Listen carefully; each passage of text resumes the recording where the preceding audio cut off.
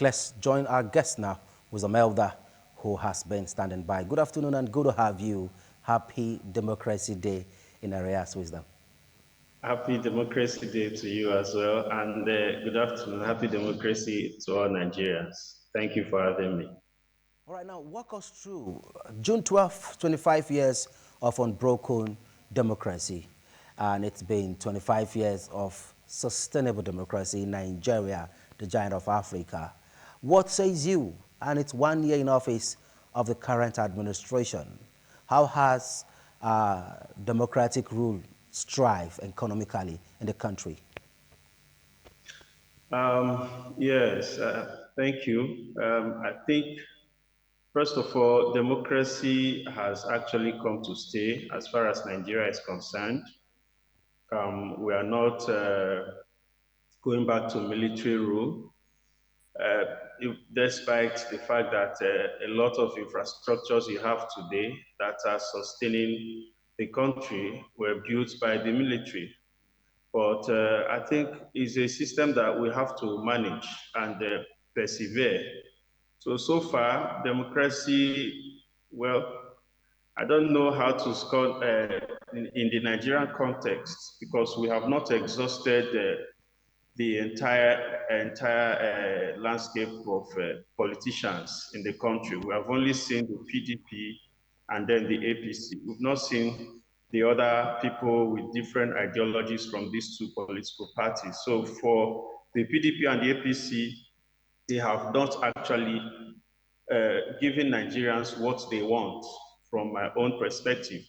For democracy generally, we have actually seen the success, we have seen the thrivings, we've seen the challenges, we've seen the intrigues of democracy. We've seen the effects of actually giving the wrong persons leadership positions. And we've seen the role the people can play. We've seen freedom of speech. We've seen freedom of association and all the rest of that. So we've seen a lot of things that speaks of the presence of democracy, even though we've not actually seen the dividends. We've just seen master play of mafians and kingmakers and what have you, but we've not actually seen the commitment, the sacrifice that comes as a result of leaders taking the bull by the horn to also pay the price, to be patriotic, to also sacrifice. So we've not seen all that. So let's say we are in a journey and we have just started. As far as I'm concerned, democratically, we've just started. We cannot we cannot begin to give a proper assessment of the entire democratic process. But we thank God that democracy has come and it has come to stay. Yeah. 1993 and take it off from 1999 till date. What's your assessment on our economy? Are we growing? Are we moving forward? Is there any form of progress? Yes, there are challenges. Are the challenges overwhelming the achievement of Vivasal? Yes, from 1999, when we started, we thought we have actually started witnessing the, the benefits of democracy. Yes, PDP came on board and we saw lots of things. We saw elections, we saw governors, we saw local government chairman, we saw councillors, we saw senators, House of Assembly members, House of Rep.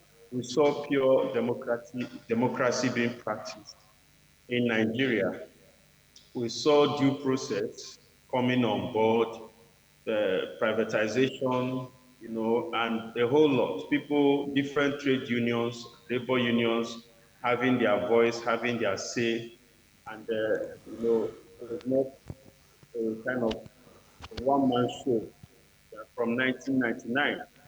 So, but along the line, we thought that we were not getting the best of it and we needed change. And Nigerians began to look into the possibility of getting another political party, which happens to be the APC. But APC coming in, we have started coming down in terms of democratic rules and democratic dividends, even the interest. We have started coming down. The expectations as a country that is a democratic country and a democratic government has really been brought low. We see individuals taking decisions, strange decisions that affect everybody, and we see lobbying and all the rest of them. We keep seeing people losing confidence in what actually we fought for. We fought for democracy in this country. We came together and decided that it was over for military, and we should have a democratic system of government where everybody will have a say. But coming down to the APC government, everything has been going the other way around. It has always been a selected few, government of few, by few, and for few. Even when people come out to declare who they want, the INEC or whatever will finally go and start giving it to someone else. So a lot of things have changed, And when people agitate for transparency, their voices will be shut, so voices will not be heard.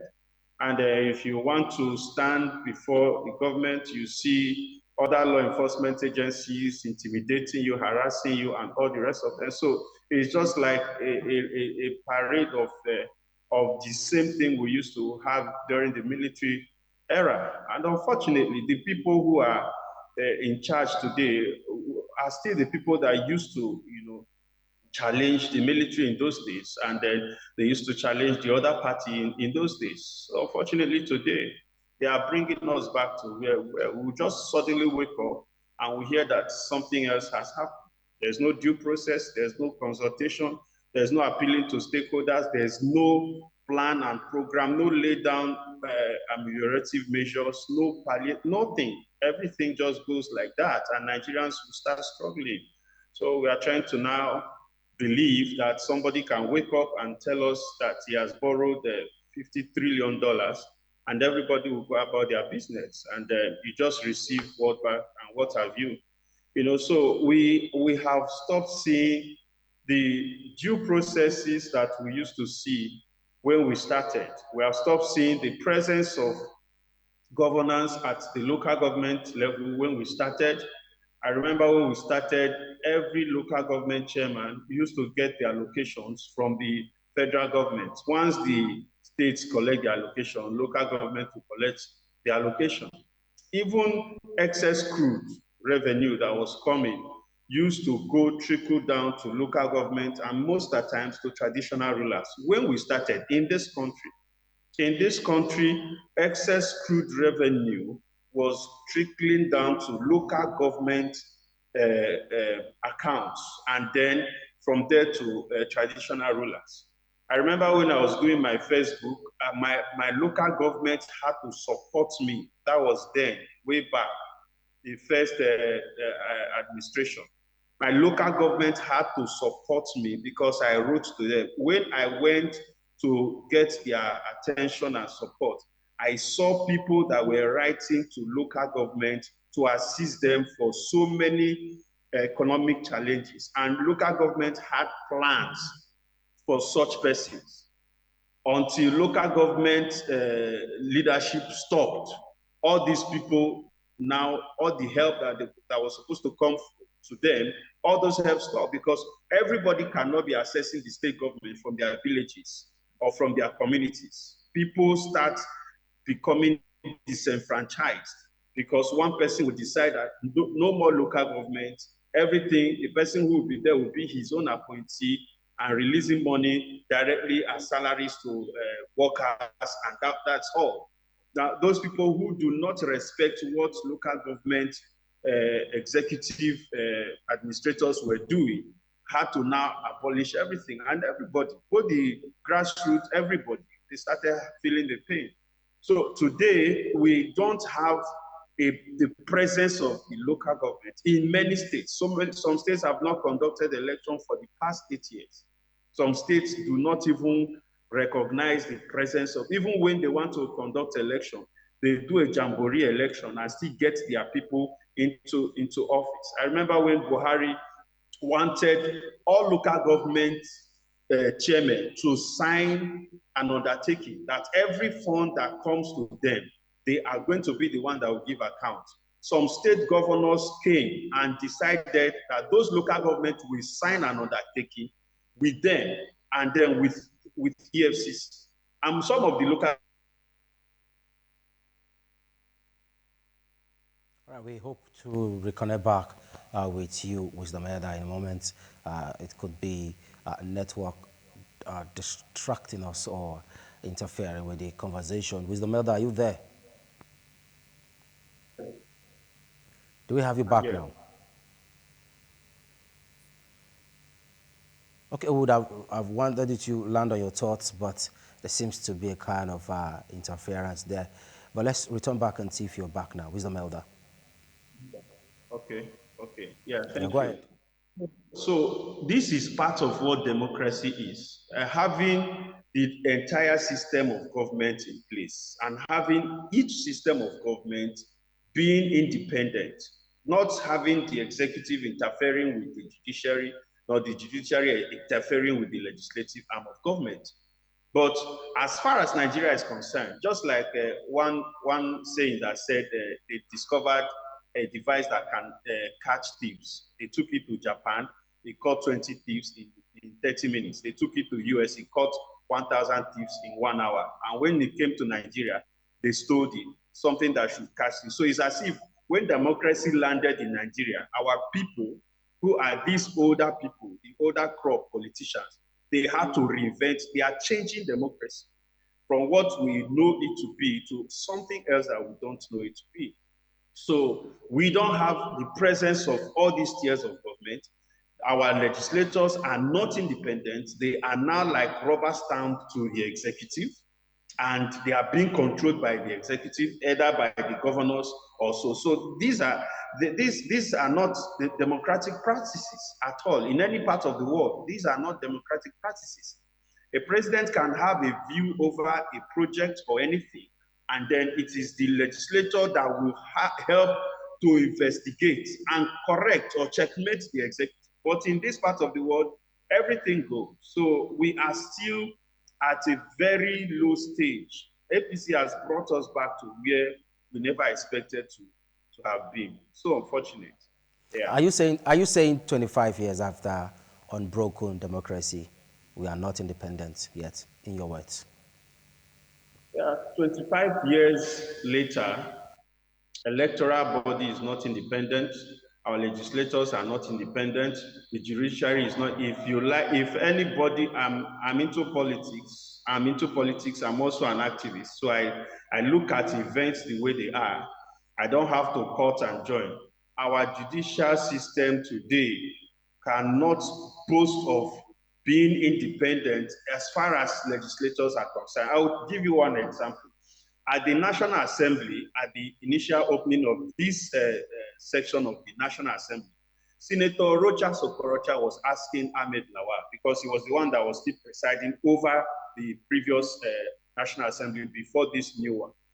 He was asking him, I need to learn what you did that made you to partake in the presidential primaries and still go back and still recollect your senatorial ticket and won election, and you are here presiding over us. You that knew you went to primaries with us. I need to learn what you did. And that's what is happening.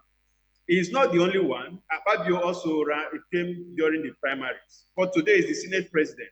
So our legislative arm, our judiciary have not exercised the autonomy and independence of their own section as far as democracy is concerned. Okay, Wisdom Elder, we are so sorry. Time is not always our friend on the program. We'd love to get you back on board so that we can take the second part of your submission. I'm very sure you have a lot fired up in your heart to share with Nigerians, and of course, we'll gladly want to hear them. But however, time is not always our friend. We'd like to have you again. That was Wisdom Elder, a global affairs analyst, a politician, an activist, joined us live here in Benin City, Edo State, Nigeria, virtually on the program. I'm Daniel Praise, Osed Debame. I'll see you on the next one. Bye for now.